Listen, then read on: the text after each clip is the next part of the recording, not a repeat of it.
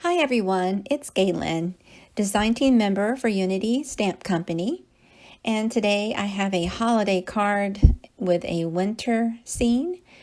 It is really pretty. It's with Unity Stamp Company kit called Forever Forest, and also I'm using more sparkle, less stress sentiments.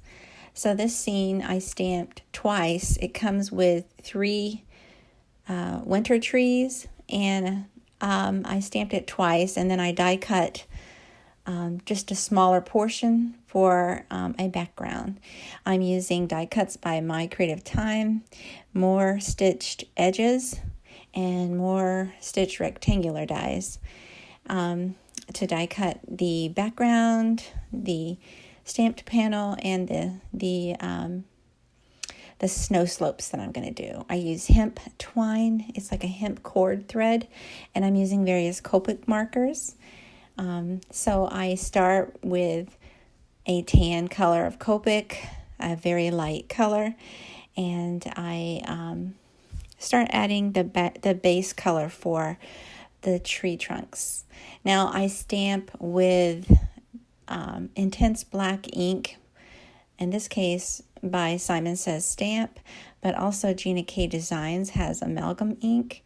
Either of those work great with Copic markers. They're Copic friendly and for alcohol and solvent markers. And so that's what the base is for the stamping. And so I go in with another color of tan, a little bit darker, and I try to accent some of the darker shadowy areas that the stamp shows, and then I go over that again with a little bit darker. And so I do this and I repeat this a few times until I get the intensity that I want. These are stamped alternatingly, some at the top and some towards the bottom, these trees, because I'm going to make a snow slope scene with die cuts next. So some of the interior parts have these cute hearts inside of the tree area, and so I'm using a peach color for that. And for the background, I'm just trying to mimic a sky, and I went in with very light shades of